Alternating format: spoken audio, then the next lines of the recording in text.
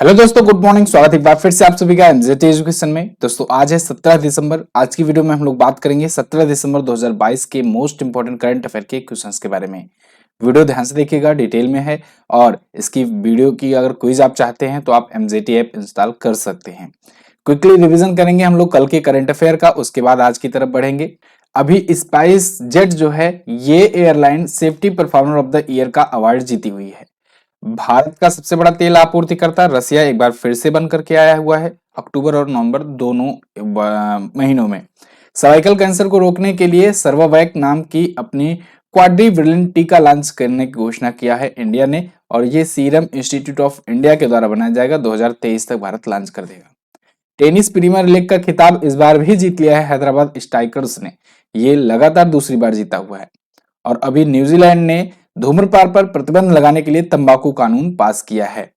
और भारत जो है ये अंतरराष्ट्रीय जूनियर साइंस ओलंपियाड में एक बार फिर से शीर्ष पर रहा, टॉप पर रहा लगातार तीसरी बार। डब्ल्यूएचओ ने डॉक्टर जेरेमी फरार को अपना मुख्य वैज्ञानिक यानी चीफ साइंटिस्ट नियुक्त किया है। और तेलंगाना के तंदूर रेड ग्राम को जीआई टैग दिया गया है। वहीं दोस्तों भारत ने उपग्रह संचार के लिए स्पेक्ट्रम की नीलामी करने की घोषणा की है, और ऐसा करने वाला भारत बन गया है पहला देश। एशियन डेवलपमेंट बैंक ने 2022-23 के फाइनेंशियल ईयर के लिए भारत की जीडीपी ग्रोथ रेट का अनुमान बताया है 7.0%। ये टॉप 10 करंट अफेयर के क्वेश्चंस थे कल की वीडियो से, जिनका आपने 1 मिनट में किया रिवीजन। अब आज का करंट अफेयर। विजय दिवस कब मनाया जाता है? तो विजय दिवस दोस्तों प्रत्येक वर्ष मनाया जाता है 16 दिसंबर को। 16 दिसंबर 1971, जब दोस्तों भारत पाकिस्तान का युद्ध का निर्णय आया था। भारत के सामने पाकिस्तान के 93,000 से ज्यादा सैनिक जो हैं ये घुटनों के बल बैठे थे और आत्मसमर्पण किए थे। उसी विजय की याद में हम लोग विजय दिवस मनाते हैं। अच्छा, एक तो होता है विजय दिवस, एक होता है कारगिल विजय दिवस।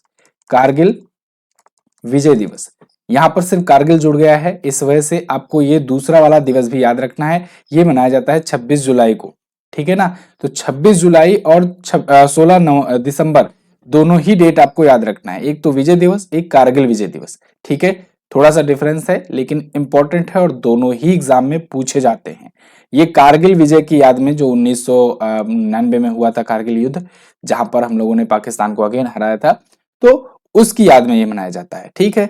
चलो तो विजय दिवस के बारे में बात करते हैं। इसको थोड़ा सा मैप के थ्रू और थोड़ा सा समझने का प्रयास करते हैं। आप देख पाओगे ये रहा अपना प्यारा भारत और ये है पाकिस्तान। 1947 में आप सबको पता है पाकिस्तान और भारत अलग हुए, लेकिन एक चीज और हुआ था। वह ये था कि रेड क्लिफ रेखा सिर्फ यहीं पर नहीं खींची गई थी, रेड क्लिफ रेखा एक यहां पर भी खींची गई थी। ये जो आपको बांग्लादेश दिख रहा है ना, एक्चुअल में ये वेस्ट बंगाल है और ये था ईस्ट बंगाल। वेस्ट बंगाल और ईस्ट बंगाल, ये बंगाल के दो पार्ट हुए। ये पार्ट कब हुई? 1905 में लॉर्ड कर्जन के टाइम पर पूर्वी बंगाल और पश्चिमी बंगाल अलग हुआ। अब ये जो पूर्वी बंगाल था ना, यहां पर मुस्लिम बाहुल्य क्षेत्र था, और इसको लेकर के जब पाकिस्तान का विभाजन हुआ, जब बंटवारा हुआ, तो यहां पर इन लोगों ने कहा, डिमांड करी कि इस एरिया के जो भी मुस्लिम हैं वो यहां पर चले आएं और इस एरिया के जो मुस्लिम हैं वो इस वाले पाकिस्तान में चले जाएं। तब ये पूर्वी पाकिस्तान के नाम से जाना गया। लेकिन अब यहीं पर होने लगी दिक्कत। पाकिस्तान और पूर्वी पाकिस्तान, देखो बीच में भारत का इतना बड़ा एरिया है।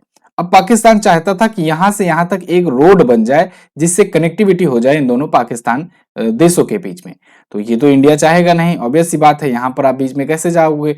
ठीक है, एक तो आप ठीक से रह नहीं रहे हो, दुश्मनी कर रहे हो, जगह जगह बार बार अटैक कर रहे हो, तो इस वजह से भारत इस पर नहीं मान रहा था।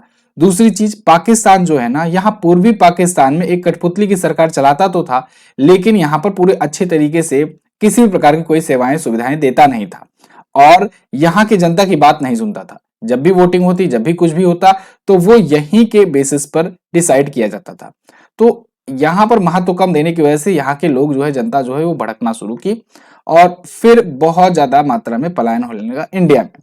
जब इंडिया में बहुत ज्यादा मात्रा में पलायन होने लगा, तो उस टाइम पर भारत की प्राइम मिनिस्टर थी Shrimati Indira Gandhi ji, iron lady of India.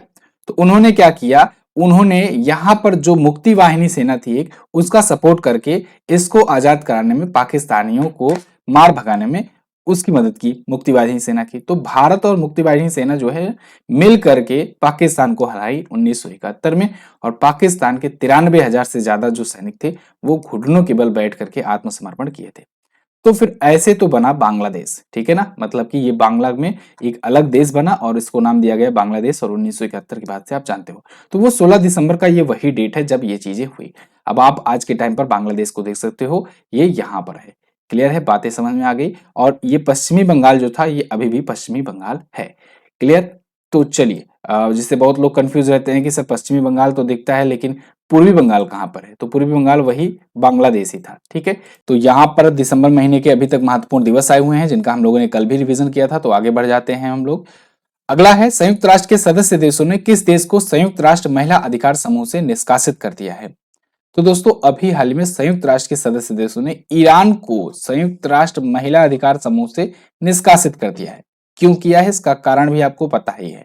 अभी हिजाब विवाद हुआ था कुछ दिन पहले, और हिजाब को लेकर के ना वहां पर बहुत ज्यादा प्रोटेस्ट हुआ, दुनिया भर ने देखा। वहां पर एक्चुअली में एक महिला थी, उनको हिजाब ना पहनने की वजह से पुलिस ने अरेस्ट कर लिया था और पुलिस की गिरफ्त में ही उनकी मृत्यु हो गई थी। और इस वजह से वहां पर प्रोटेस्ट स्टार्ट हुए और फिर जितनी महिलाएं हैं, जितनी लेडीज हैं, वो सब सड़कों पर उतर के आई। वो वहां पर हिजाब को मतलब कहे कि अब नहीं पहनेंगे, साथ ही साथ बाल काटने को लेकर के भी वहां पर प्रॉब्लम थी, तो बाल भी उन्होंने काटे वहां पर पब्लिकली आकर के, बहुत सारा विरोध हुआ। तो इसको दबाने की भी कोशिश की गई वहां की सरकार के द्वारा, ईरान की द्वारा। इन सब को देखते हुए यूएन ने क्या किया कि ईरान को महिला अधिकार समूह से ही निकाल दिया है। ठीक है, मतलब आप महिला अधिकार समूह में क्यों हो जब आपके यहाँ महिलाओं की स्थिति ऐसी है। तो अच्छा, एक चीज और, इसके लिए जब संयुक्त राष्ट्र ने यानी यूनाइटेड नेशन ने रिजोल्यूशन लाया हुआ था ना, जब इसको निकालने के लिए, वहां पर भी इंडिया अब्सटेन रहा है। अब्सटेन मतलब ना हम इस रिजोल्यूशन का समर्थन करेंगे ना ही इस रिजोल्यूशन का विरोध करेंगे, हम तटस्थ रहेंगे। और आपने देखा कई मामलों में ऐसा रह चुका है, तो अब्सटेन वर्ड भी आप ध्यान रखेंगे। रसिया और अमेरिका वाले भी बहुत सारे सैंक्शंस में आपने देखा कि इंडिया अब्सटेन रहा था। कारण क्या है, कारण ये है कि हम लोगों को अपने रिलेशंस भी देखने होते हैं। इसका यूनाइटेड नेशन का क्या है, ये तो अपना इधर उधर करता रहता है, उसके बाद फिर मतलब समझ ही रहे हो आप, कोई मजबूत निर्णय पर नहीं आता है। लेकिन हमको तो रसिया से तेल लेना है, ईरान से भी अपना देखना है। ईरान को चाबहार पोर्ट है अपना उधर, तो चाबहार पोर्ट बहुत ज्यादा स्ट्रेटेजिकली इंपॉर्टेंट है चाइना को काउंटर करने के लिए, पाकिस्तान को वगैरह को काउंटर करने के लिए, क्योंकि उधर सीपीईसी है। मैं इस सब चीजों को आपको कभी बहुत अच्छे से डिटेल में बताऊंगा, ठीक है, कि क्यों चाबहार पोर्ट इतना ज्यादा इंपॉर्टेंट है ईरान में जो कि है अपना। तो फिलहाल ये सब चीजें रही। चलो वर्ल्ड मैप में देख ही लेते हैं हम लोग ईरान है कहां पर। तो वर्ल्ड मैप में आप देखेंगे ये रहा अपना प्यारा भारत। यहां से आप आओगे पाकिस्तान, अफगानिस्तान वगैरह क्रॉस करते हुए, वैसे तो आप इधर से आओ तो पाकिस्तान ही क्रॉस करना पड़ेगा। ये मिल जाएगा आपको ईरान। ठीक है, ये एक देश है, काफी बड़ा देश है ईरान। तो ईरान जो है ना, ईरान की जो कैपिटल है वो है तेहरान, यहां पर कैपिटल पड़ जाएगी। ईरान ने अपनी करेंसी चेंज कर दी है और नई करेंसी इसकी है तोमान, ये भी आप ध्यान रखेंगे। ईरान के जो प्रेसिडेंट है वो है इब्राहिम रईसी। कौन है? इब्राहिम रईसी। ठीक है, यहीं पर चाबहार, यहां पर आप देख पाओगे ये चाबहार जो है ये बंदरगाह भारत ने लिया हुआ है, भारत बना रहा है इसको। ठीक है, चाबहार पोर्ट पर काम कर रहा है। अगला है, भारत कजाकिस्तान संयुक्त सैन्य अभ्यास काजिंद 2022 का आयोजन कहां पर किया गया। तो इसका आयोजन दोस्तों हुआ मेघालय में, मेघालय के उमरेई में हुआ। मेघालय के उमरेई में ही अक्सर होता रहता है। तो भारत कजाकिस्तान के बीच में ये हुआ, ये काजिंद था। ठीक है ना, काजिंद मतलब आप ऐसे कैपिटल में लिख लोगे काजिंद। तो काजिंद मतलब कजाकिस्तान और इंडिया, तो कजाकिस्तान और इंडिया के बीच में होने वाला ये एक्सरसाइज है और ये आयोजित हुआ अभी मेघालय में। ठीक है, उमरेई में, मेघालय में। ये 6वां संस्करण था, 15 से शुरू हुआ है और 28 तक चलेगा ये दिसंबर महीने में। अच्छा, इसी अभ्यास का पुराना नाम था प्रबल दोस्तीक। प्रबल दोस्तीक अब आज के टाइम पर आप नहीं सुन रहे होगे, लेकिन इसी को कहते थे प्रबल दोस्तीक। इसी का नाम 2018 में बदल करके काजिंद कर दिया गया है, तो आप कंफ्यूज नहीं होंगे। कजाकिस्तान की राजधानी अस्ताना होती है, मुद्रा टेंगे, राष्ट्रपति कासिम जोमाट टोकायो। इसको भी देख लेते हैं वर्ल्ड मैप में, ना वरना ये बुरा मान जाएगा। तो वर्ल्ड मैप में आप देखोगे अगेन ये रहा अपना प्यारा भारत। यहां से आप ऊपर आओगे ना, तो यहां पर एक बड़ा सा देश मिल जाएगा कजाकिस्तान। ये बड़ा सा देश मैं इसलिए कह रहा हूं क्योंकि ये दुनिया का सबसे बड़ा लैंड लॉक्ड कंट्री है, इसको भी ध्यान रखना है। लैंड लॉक्ड बोले तो चारों तरफ से लैंड से घिरा हुआ, जमीन से घिरा हुआ। ठीक है, कोई भी महासागर से अपना बॉर्डर नहीं बनाता है। इधर कैस्पियन सागर से बॉर्डर इसका शेयर होता है, लेकिन कैस्पियन सागर अगेन ये खुद भी अपने आप में लैंडलॉक्ड है, इसलिए इस देश को लैंडलॉक्ड कंट्री ही कहा जाता है। क्लियर है, तो दुनिया का सबसे बड़ा स्थल रुद्ध देश है कजाकिस्तान। ओके, आगे बढ़ जाते हैं हम लोग। अगला क्वेश्चन है अपना, हाल ही में पीएम कौशल को काम कार्यक्रम का नाम बदल करके क्या रखा गया। पीएम कौशल को काम कार्यक्रम यानी पीएम के इसका नाम बदल करके अब पीएम विकास कर दिया गया है। ये भी इंपॉर्टेंट क्वेश्चन, इसको आप याद रखेंगे।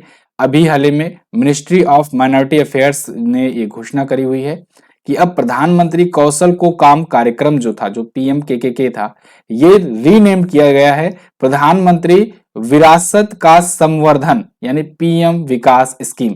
फुल फॉर्म बहुत पूछा जाता है तो फुल फॉर्म आप याद रखेंगे, ठीक है ना, प्रधानमंत्री विरासत का संवर्धन। अच्छा, अब इसमें क्या होगा, जो पुरानी योजनाएं थी उनमें से 5 पुरानी ऐसी योजनाओं को जिंदा किया जाएगा, एक प्रकार से दोबारा से लाया जाएगा। जैसे उसमें सीखो और कमाओ था, उस्ताद योजना थी, हमारी धरोहर थी, नई रोशनी थी, नई मंजिल थी। इन 5 को दोबारा से पुनर्जीवित किया जाएगा। तो केंद्र सरकार की ये पीएम विकास नई योजना। ठीक, आगे संयुक्त राष्ट्र की 10 शीर्ष फ्लैगशिप में भारत की कौन सी योजना को शामिल किया गया? तो यूनाइटेड नेशन की अभी 10 टॉप फ्लैगशिप पहल्स में नमामि गंगे योजना को भी शामिल किया गया है, जो कि भारत की योजना है। आप सबको पता है कि गंगा की सफाई के लिए 2014 में प्राइम मिनिस्टर नरेंद्र मोदी जी ने नमामि गंगे प्रोजेक्ट शुरुआत किया हुआ था। तो ये जो है ना, आज के टाइम पर यूनाइटेड नेशन के द्वारा टॉप 10 इकोसिस्टम रेस्टोरेशन इनिशिएटिव में शामिल किया गया है। इसके अनुसार ये बताया गया है कि 10 अभूतपूर्व प्रयास जो कि प्राकृतिक दुनिया को बहाल करने के लिए अहम भूमिका निभा रहे हैं, उनमें नमामि गंगे भी शामिल है। अभी आपको पता है COP15 का सम्मेलन किया जा रहा है कनाडा में। मैंने आपको इसके बारे में बताया था कि आयोजित भले ही कनाडा में हो रहा है, लेकिन चीन इसकी अध्यक्षता कर रहा है, क्योंकि चीन में होने वाला था लेकिन ड्यू टू कोविड-19 वहां पर नहीं हो पाया। तो चाइना ही कनाडा में कर रहा है COP15, जो कि है संयुक्त राष्ट्र की जैव विविधता पर सम्मेलन। एक COP27 आपने सुना, वो मिस्र में हुआ, वो क्लाइमेट चेंज पर था, तो उसको आप इसमें मिक्स मत करना, वो दूसरा सम्मेलन है, ठीक है ना। यहाँ पर COP15 की बात की जा रही है। अगला देखते हैं, हाल ही में केंद्र सरकार ने कितने वर्षों के लिए नव भारत साक्षरता कार्यक्रम को मंजूरी दी है? तो केंद्र सरकार ने अगले 5 वर्षों के लिए नव भारत साक्षरता कार्यक्रम को मंजूरी दे दी है। ये 2022 से 2027 तक के लिए, 2022 से 2027 तक के लिए इसको मंजूरी मिल चुकी है, अगले 5 नए सालों के लिए। ठीक है, ये इंडिया लिटरेसी प्रोग्राम है और ये नव भारत साक्षरता कार्यक्रम 2022 में ही शुरू किया गया था।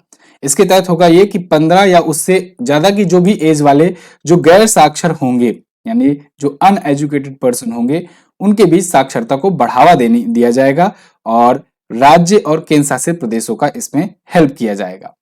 इसके 5 प्रमुख घटक बताए गए हैं, मूलभूत साक्षरता यानी कि बेसिक एजुकेशन, अंक ज्ञान, महत्वपूर्ण जीवन कौशल, व्यावसायिक कौशल, विकास, मूलभूत शिक्षकता और ये सतत शिक्षा। ठीक है ना, विकास, मूलभूत शिक्षा और सतत शिक्षा। तो ये भी ये 5वां है वैसे। तो इन 5 टर्म्स को लेकर के अगले 5 वित्तीय वर्षों में NILP को मंजूरी दी गई है केंद्र सरकार के द्वारा। अगला, हाल ही में किस राज्य ने अंतरजातीय अंतरधर्म विवाह परिवार समन्वय समिति को स्थापित किया? ये देखो, नाम भले ही लंबा लग रहा है लेकिन ये क्वेश्चन इंपॉर्टेंट है।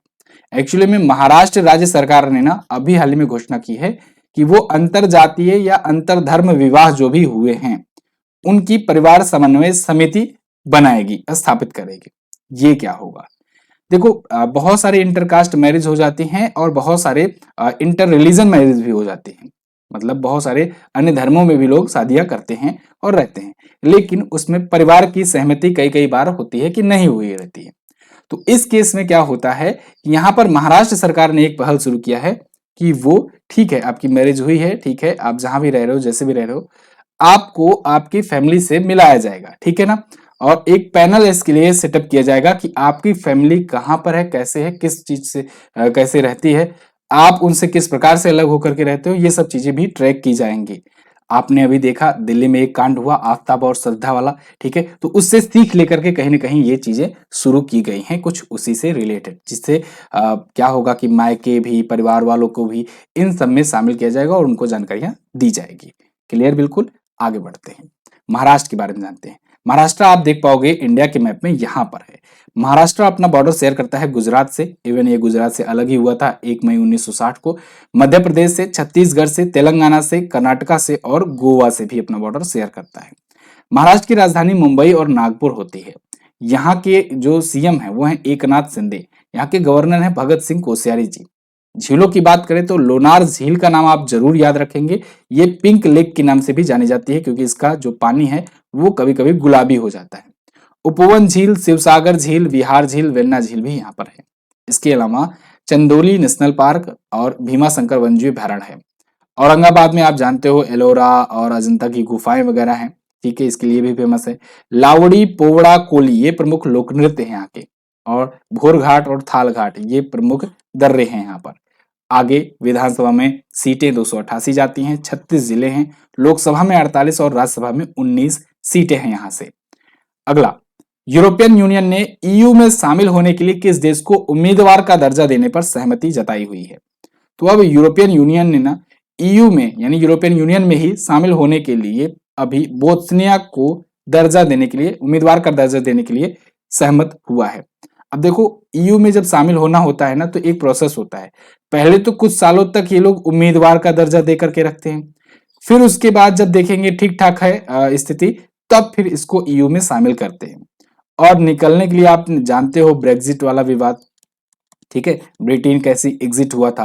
ब्रिटेन आज के समय में ईयू का हिस्सा नहीं है, तो ब्रेग्जिट हुआ था, ब्रिटेन एग्जिट हुआ था ईयू से, इसलिए ब्रेग्जिट कहा गया। और इसी मुद्दे को लेकर के बोरिस जॉनसन सीएम बने हुए थे, हालांकि अभी ऋषि सुनक वहां के सीएम है।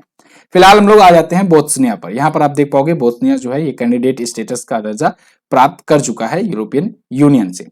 अभी कुछ और देश भी इसमें दर्जा पाए हुए हैं, जैसे 7 और देश है, तुर्की, North Macedonia, Montenegro, Serbia, Albania, Moldova, Ukraine, ये सभी उम्मीदवार का दर्जा पाए हुए हैं, लेकिन अभी शामिल नहीं हुए हैं। शामिल प्रक्रिया में कई साल लग सकते हैं। क्लियर? यूरोपियन यूनियन में आज के टाइम पर 27 सदस्य देश है और उर्सुला वंडर लेयन जो हैं, जो कि अभी फोर्ब्स ने जो लिस्ट जारी की थी मोस्ट पावरफुल लेडी की लिस्ट, सबसे शक्तिशाली महिलाओं की लिस्ट, उसमें टॉप पर भी आई थी, वो इसकी अध्यक्ष हैं, उर्सुला वॉन्डर लेयन। ठीक, आगे सीएचएसएल और एमटीएस बैच की तैयारी करने के लिए दोस्तों आप लोग के लिए जीएस स्पेशल बैच लाया गया है। इस जीएस स्पेशल बैच में खास बात यह है कि आपका सब्जेक्टिव वाइज कंप्लीट जीएस तैयार कराया जाएगा, साथ ही साथ करंट अफेयर भी आपका तैयार कराया जाएगा। और करंट अफेयर में खूबी ये होती है कि इसमें टॉपिक वाइज आपको एक एक छोटा से छोटा लेकर के बड़ा से बड़ा टॉपिक कवर कराया जाता है, और बहुत ही एकदम स्ट्रेटेजी के साथ, ठीक है ना, ये टॉपिक वाइज करंट अफेयर मिलेगा। इसके अलावा आपको ई बुक दी जाती है, और तो और आपको स्टैटिक जीके की अलग अलग से क्लासेस दी जाती हैं, जो कि आपको कहीं पर नहीं मिलेगी।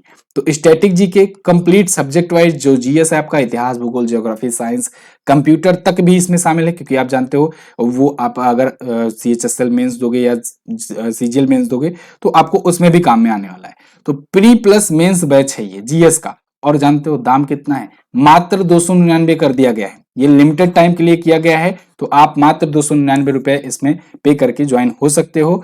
एमजेटी ऐप पर जाकर के आपको ये बैच मिल जाएगा, लिंक डिस्क्रिप्शन में भी आपको मिल जाएगा, या फिर आपको व्हाट्सएप का नंबर मिलेगा, सिंपली आपको मैसेज करना है और पूछना है सर कैसे कोर्स को ज्वाइन करना है, आप बता दीजिए, ठीक है, वहां पर आपको प्रोसेस बता दिया जाएगा। इसके अलावा अपनी किताब आई हुई है जो कि जबरदस्त परफॉर्म कर रही है, और इसको आप अभी परचेज कर सकते हो, लिंक इसका भी आपको डिस्क्रिप्शन में मिल जाएगा। अमेजन पर भी आप जाकर के सर्च करके ले सकते हो। अगला, देखो यार, इतना मेहनत से आपके लिए बनाते हैं वीडियो और आपको पढ़ाते हैं, जो भी करते हैं डाटा इकट्ठा किया जाता है, तो आप लोग को ना थोड़ा सा लाइक कर देना चाहिए, ठीक है। अभी आप लोग क्या होता है कि मतलब मैं अगर थोड़ा सा प्रमोशन कर देता हूँ तो उस पर ही भटक जाते हो। देखो, अगर घोड़ा घास से दोस्ती करेगा तो खाएगा क्या? आप लोग के लिए यहाँ पर कंटेंट इकट्ठा करने में जो टीम लगती है, पीछे टाइपिंग वगैरह करने के, पीपीटी बनाने वाले, और भी बाकी जो चीजें होती हैं, ऑफिस का खर्च, ये सारी चीजें, तो उसके लिए पैसे लगते हैं। और इस वजह से ही कोर्सेज वगैरह या फिर जो भी चीजें कंटेंट लाया जाता है, और वो चीजें लाई जाती है। अब उसको मैं प्रमोट भी नहीं करूंगा तो फिर दिक्कत हो जाएगी हमारे लिए, तो उसको प्लीज आप लोग थोड़ा सा समझा करो। आई होप आप बात समझ रहे हो मेरी। नेवडा वाइल्ड फ्लावर को लुप्त प्राय प्रजातियों के रूप में किस देश ने घोषित किया? तो इसको अभी अमेरिका ने घोषित किया है। नेवदा वाइल्ड फ्लावर ये लुप्त प्राय प्रजातियों के रूप में। देखो, लुप्त प्राय बहुत ही सिंपल बात है।